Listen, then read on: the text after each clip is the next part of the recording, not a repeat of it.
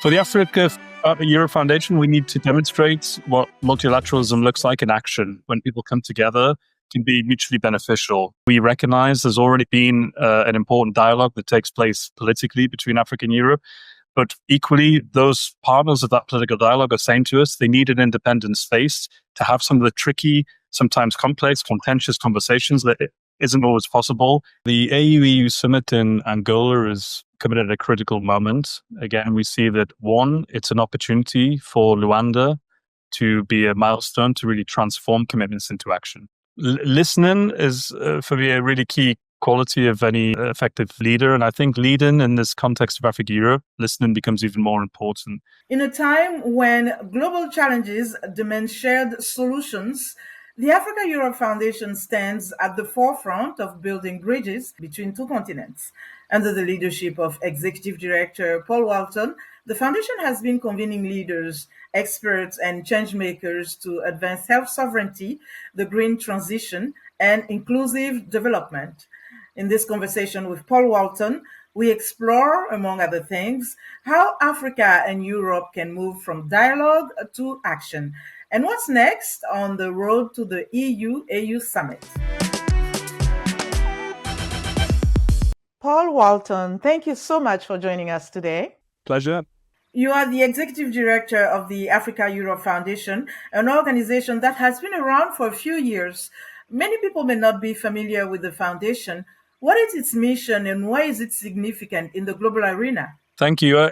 The Africa-Europe Foundation's a young organization, but it's clear in the last 5 years of our existence that our mission has become more relevant than ever. We were set up to really open this partnership that's historic between Africa and Europe to diverse players. So not just the traditional institutions, but also the private sector, academia, to civil society, to youth leaders. But also to try and contribute to turning this historic dialogue into an impactful, action-orientated partnership. Because again, we sense, and we see that today more than ever, there's a real challenge to multilateralism. And part of the challenge is, does it really transform commitments into action? And does it have real benefits for the people it's set up to serve? Does it have a real impact at societal level? And that's exactly where the Africa-Europe Foundation finds itself. So you talked about challenges such as multilateralism. What are the key strategies in implementing your mission and how do you measure impact? For the Africa-Europe Foundation, we need to demonstrate what multilateralism looks like in action. So it's to take very concrete strategic topics. It could be on areas like energy cooperation, transition minerals, agri-food. It could be around the work we do on global health. And we need to demonstrate that this partnership, when people come together, can be mutually beneficial, can really be an opportunity to Africa and Europe to advance together. So if you take an area like global climate change, it's clear that if we construct the partnership in the right way, it can be very powerful, both in terms of the ambitions that Africa has in terms of economic development, its role on the global stage, and the ambitions that Europe has when it comes to both its climate objectives and energy security. So we see win-win opportunities in all the different sectors of cooperation. And the key for this Africa Foundation, not only to identify those areas, to get the people around the table who can really put them into action. What is one misconception, perhaps, that you would want to enlighten for people to better understand what Africa-Europe Foundation is? Yeah, maybe 2 points. One is that we're there to complement what's already there. We're not there just to recreate existing structures. So the first point is we recognize there's already been an important dialogue that takes place politically between Africa and Europe. But equally, those partners of that political dialogue are saying to us they need an independent space to have some of the tricky, sometimes complex, contentious conversations that isn't always possible in Addis Ababa, Brussels, or elsewhere. And that's exactly the space we offer, which is really to allow different stakeholders, actually different backgrounds, to come together, and equally to get really into a very well facilitated conversation about what are the obstacles and the opportunities to really accelerate this partnership. So I think the first is how we complement what's there, and we offer something completely new and completely needed. And I think the second is how we need to operate always at two levels.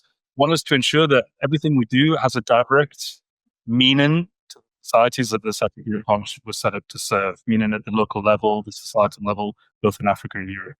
But equally, to demonstrate that Africa-Europe today needs to and can play a powerful role in the multilateral stage. without the cooperation and the mutual benefit of the partnership together, but also the world today more than ever needs after Europe to stand up, offer a different kind of space between fragmentation at the international level, and actually drive cooperation in these critical areas around climate change, global health pandemics, and also when you think about the future of education, AI, digital. So this is a space which, again, I think is really key for the African Foundation.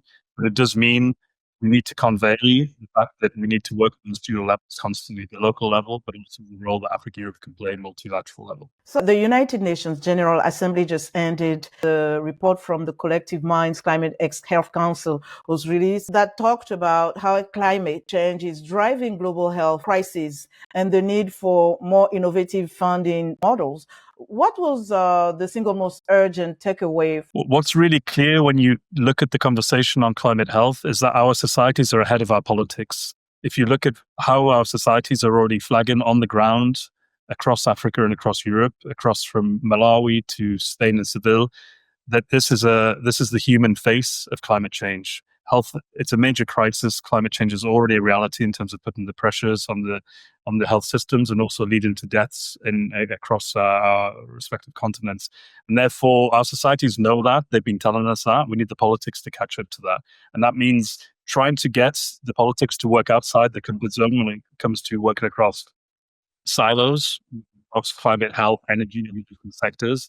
And secondly, when it comes to financing, it's very clear that given the nature of this climate emergency, we need more than ever adaptable, flexible financing methodologies that can really ensure that all the good political will that's there is translated on the ground.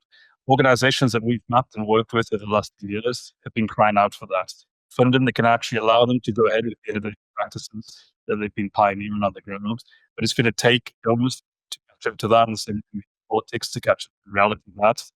On a health nexus, and we need to be on the front foot in terms of combating that. Let's talk about the role of communities, which was very much highlighted in the report, and how they are showing resilience in the issue of climate change. Yeah, it's evident that communities are on the forefront of this interconnected crisis between climate, between health, economy. And therefore, those are the communities that not only do we need to listen to, but we need to get the tools to actually really be at the front of also combating that as well. So again, that's why when it comes to flexible, adaptable financing, when it comes to sharing knowledge and good practice and innovation, it's exactly at the community level we have to do that. There's the added dimension that when you work with cities, as we do, and local authorities across Africa and Europe, this is exactly where this nexus is out. If you speak to a mayor or a city leader or local authority leader, they have no problem to make this nexus connection. They see the direct impact that climate change is having on the health system. You understand how that links to transport, how it links to the need for education, all of these different sectors that are occasionally siloed when you get to the continent to continent level. At that very local, these leaders know this is exactly the way we have to benefit from that learning, but secondly, to empower those actors to be transformational when it comes to combating this major issue of health and climate adaptation. What steps are being taken to ensure that the frontline solutions involving the local actors are prioritized and financed? We have to walk two paths at the same time. One is to get on with the action. So that's where, with the network and coalition of donors that you mentioned, with this climate health coalition that we've built, we've been working with those donors to adapt already their methodologies and their funding tools and strategies to make sure that they can have local impact.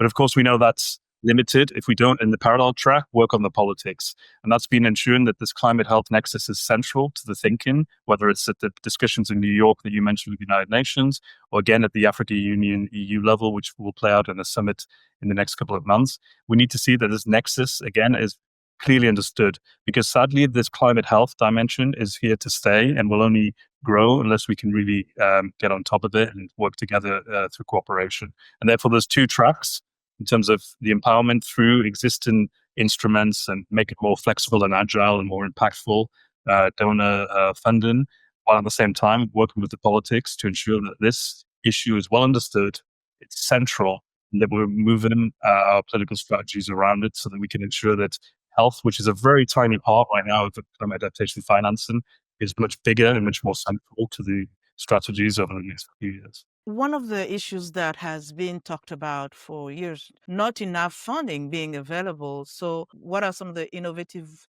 ways to raise funding? The question of finance was the main focus of the Africa Europe Foundation in 2025 this year. We put finance in focus because, one, it cut across all the different work streams that we have between Africa and Europe.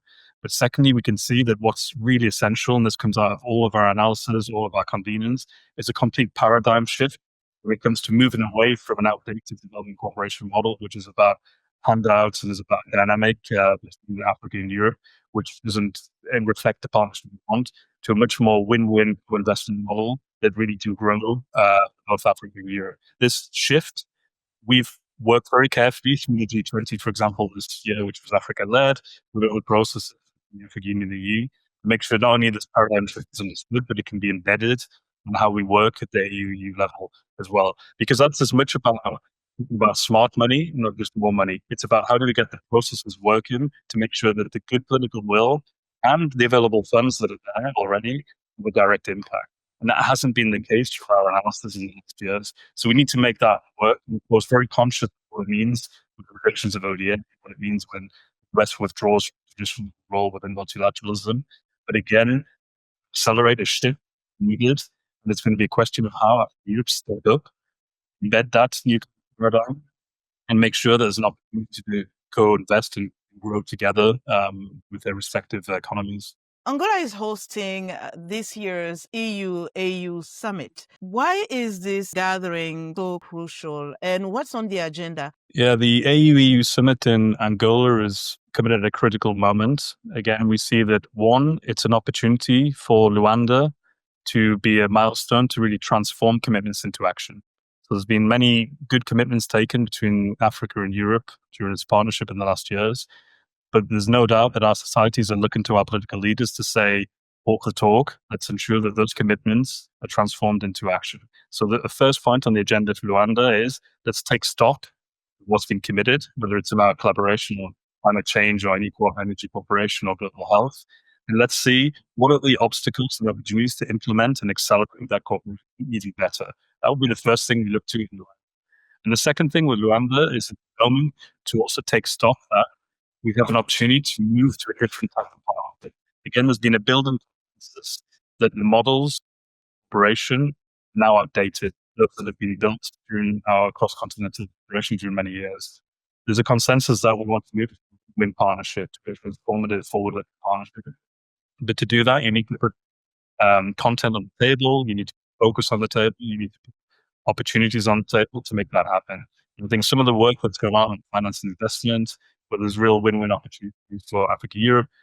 Areas like digital AI, which Africa Europe can really grow together. These are the areas where Luanda can give focus. And for the Africa Europe Foundation, we're there supporting the summit. We want it to be impactful.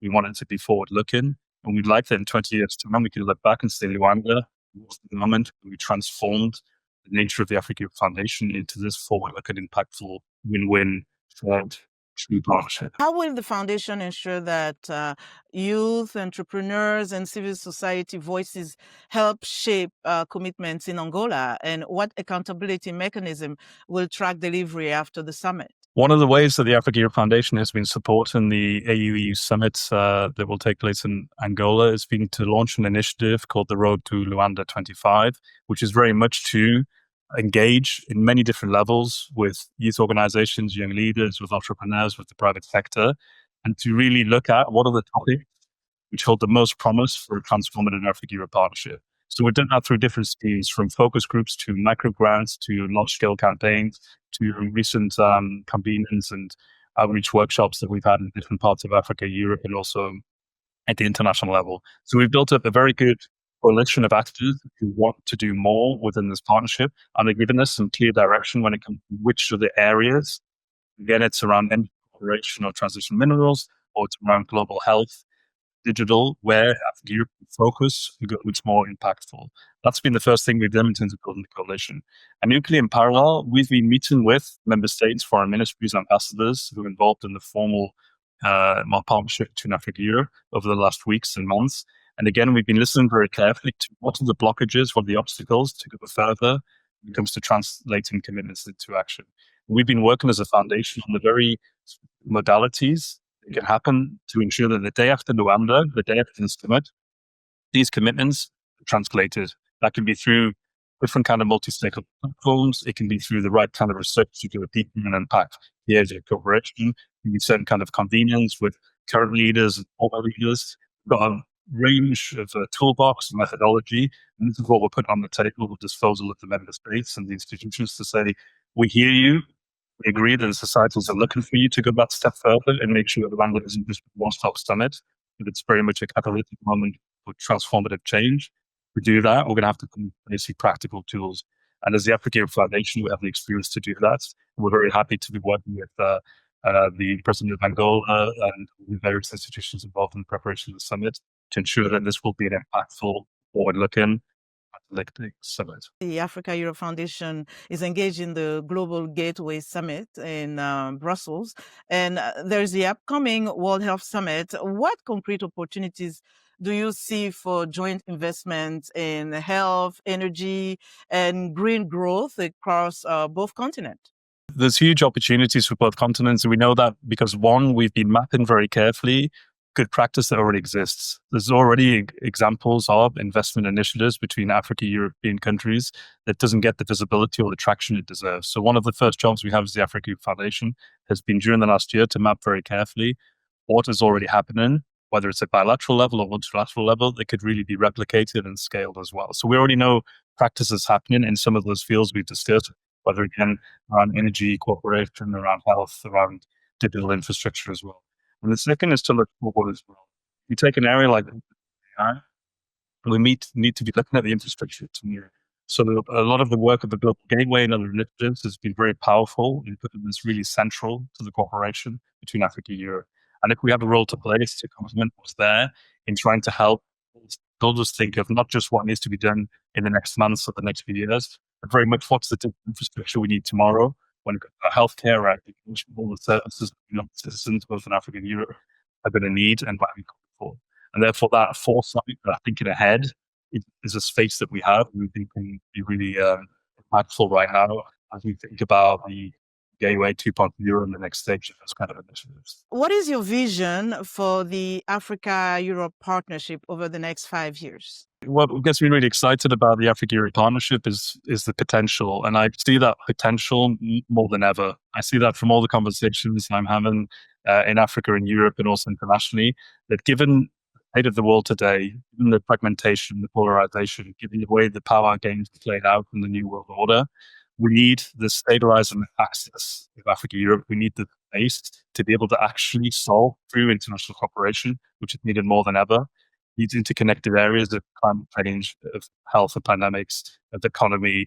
This is exactly where we need this partnership. And the great news is the potential is there to be seen today. There's enough practice that's happening between Africa and Europe, enough good stories that tells us that if we can now get the political will to go to that next level, if we get people to understand that this is the moment, not just for Africa Europe, but the world is looking to Africa Europe to stand up and to lead this next phase, this is the moment for Africa Europe. And therefore, if you look at those milestones that were involved in the 20 work, the upcoming AU-EUsummit into next year, we have certain strategic milestones right now that are building blocks for Africa Europe to really step on the multilateral stage.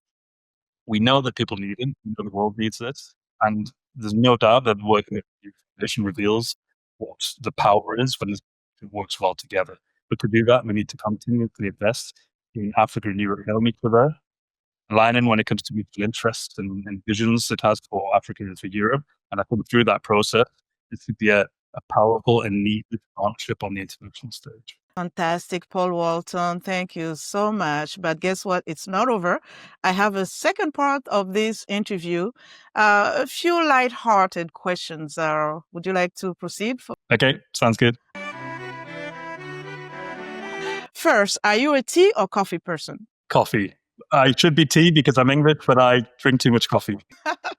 Where did you get your love for coffee if you are English?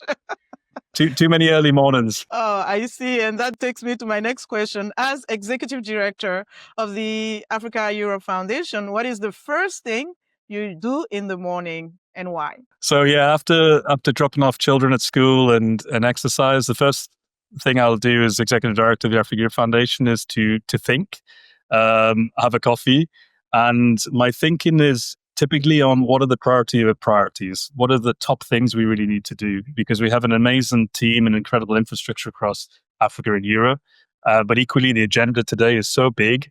There's so many things to do. Things change within the international community on a day-to-day basis. So these moments in the morning, just to take time to think and look at where can we be most useful, most impactful, and make a difference. This reflection is for me always really powerful. And based on that, it's not just a question anymore of priorities; it's the priority of priorities. And with that reflection, I'm able then to talk to my senior team and other colleagues to say this is where I believe we can have the most useful impact in the next days. That's usually my start of the day. What keeps you personally inspired to bridge the gap between Africa and Europe?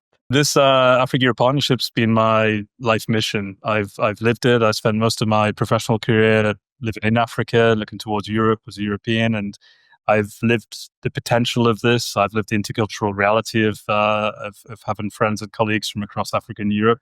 So I know what this partnership is. I know what this partnership can be, and the potential of this partnership keeps me hugely motivated because I can see not only what these two partners can do together, but what these two partners can do and is really essential more than ever on the international stage. So the partnership and its potential keeps me completely motivated. And equally, I love the cultures that surround these two continents. I think whenever I have the chance to travel, both in Africa, Europe, the people you meet, the stories you have, the histories we have, the wealth of mutual learning is enormous. And I think having, again, lived that experience, I don't think we always have the right space to really unlock all of that potential. And so I'm so motivated to work on an initiative like the Africa Europe Foundation because I can see this space is so needed. This safe space to really get to know each other, to really tell each other's stories, to listen really well and listen to where do we all want to go. And through that process, I see the power of conversation. I absolutely see that when you put Africans and Europeans together in the right space, we can do anything.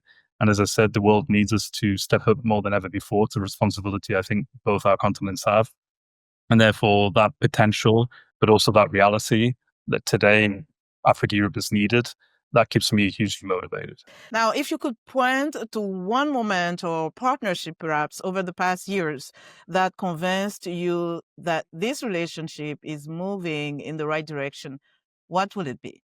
I've had a number of the same feedback in the last years from partners and from colleagues. There's been so many meetings we've convened as the Africa Europe Foundation where I've ended up having a phone call afterwards and people saying, well, I didn't realize that, or I really misunderstood that, or that was really helpful to kind of clarify.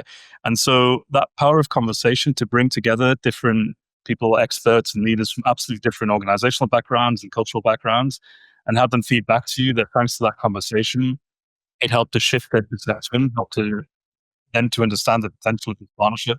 That's been extremely, extremely powerful.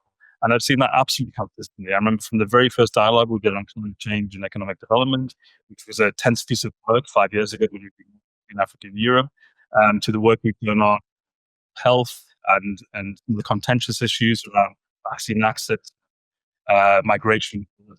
I think more that we've been able to have this big space to unpack those issues. I've been really struck by the amount of partners and people who come back and said they've learned huge from it, but most importantly, it's going to change how they see things and what they're going to do as well. And it's stimulated them to act as well. So, and I think the second aspect is that we've built in impact reporting, impact assessments since the very beginning of this Big Africa Europe Foundation. And every initiative involved in, you can see how catalytic it is for more action. It means that when we bring together African Europeans in the right space, they want to do more together. There's an appetite there's an appetite to mutual learning. That's extremely powerful. It's really reassuring because it means that now a question of scale. We know the formula works. You bring Africans and Europeans together in the right space. They want to know each other more, they want to do more, and they feel these two continents have a common future. So we just need to expand that space, that formula works every day with Foundation. And that for me is completely inspiring. And finally, you are a leader. You are heading the Africa-Europe Foundation. How do you define or view leadership, and what is one leadership lesson that you have learned since heading the foundation?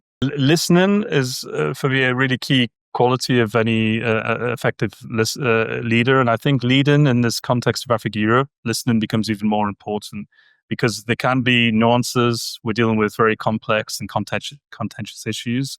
And therefore, it means that we're going to have to make that extra effort. Also dealing with people who are coming from very different organizational settings, never mind different cultural settings as well. So really actively listening to be certain that we understand what people are feeling, even beyond perception. Well, I've also been struck in the book, If You Find, sometimes the disconnection between the reality and that means really we have to get people together, listen very carefully to what they're saying, and facilitate a real conversation, very dialogue. Because sadly, today the world is full of very bad conversations and people not listening to each other. And you see the fraction of the world, we see the polarization. That's a result of the leaders not listening to each other. So I think in the context of Africa Europe, listening is a key quality that we're trying to embed. And also, I think it's I think also with leading, you have to set certain clarity of direction, but allow people to see how they want to use that space to move forward as well. So I think when it comes to the Africa Europe Foundation, I think we're very clear in how we're trying to strengthen the partnership, very clear in what like the Africa Europe Foundation, but also the Africa Europe Partnership to be in the next 10, 20 years. But at the same time, we need to allow the space for leaders and experts to actually step up and drive the areas of transformative change they believe they can, because it's only through real ownership that we'll see change. And I think one of the issues we have to grapple with in leadership is to find the right balance in the right direction, but allowing the space for people to move beyond you when it comes to the transformative change you want to see happen. Paul Walton, thank you so much for being our VIP guest today. We appreciate your time. Thank you very much. Pleasure.